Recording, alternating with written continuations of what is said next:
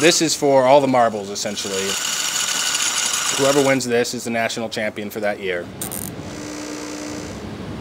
ChemiCar is an organization that we have here at the University of Utah. We get together and we plan out a model car that will be powered and based on a chemical reaction. This is the actual vessel that we will charge with hydrogen that will run our fuel cell. This year, our chemical engineering car runs off of a reaction using oxygen from the air, as well as hydrogen provided by a pressure vessel that's built onto the car. This reaction takes place within a fuel cell, which provides power to an electric motor and drives our car. Currently we're prepping our car Lola for the national competition in Minneapolis. Some of the trial and error things that we're doing at the moment are checking to make sure the car runs straight and runs the set distances that we require. We go through various tests. We perform various runs on our car to find out how fast the car runs for one, but also how fast the reaction takes place on the car. You're using a lot of the chemical engineering concepts that you've learned, but you're also branching out. Building the car itself uses things that mechanical engineers might study. The reactions involved would be things that chemistry majors would study heavily. The most exciting part is seeing all the hard work that you did come together and watching your car run. I think our chances this year are really good. We've worked with this car a bunch in the past, so we have a good handle on how to problem shoot, anything that should arise at the competition. Very well prepared for the upcoming competition.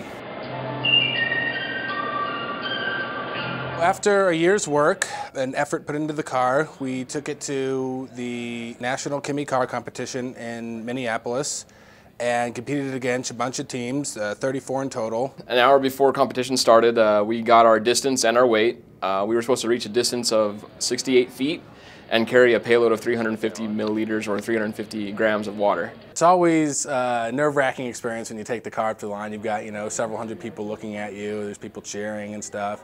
And you always want to do well. Is it going to work like it's supposed to is the main question going through everybody's mind. And so you put it up there and you flip the switch and you hope it does well. Our first run, we were still working on the calibration of the reaction, and so the distance we were aiming for was 68 feet, and after our first run we managed to get 28 feet. We spent the time before our second run fixing the reaction. The education and the working together and having practiced with it so much really paid off. The team was able to really come together and get everything going just like it needed to go. So after our second run we managed to get within 4 feet of the 68 feet distance. We ended up getting 12th place out of the whole competition. Without that background on the reaction and how the car works, there would have been no way we would have been able to do as successfully as we did. We always have some issues with something not working, being broken, or equipment on site being not what we had expected. But people know that they're going to overcome those issues, use their knowledge and whatnot, and overcome those technicalities. University of Utah. I really enjoy being able to represent the U. That's a nice run for University of Utah.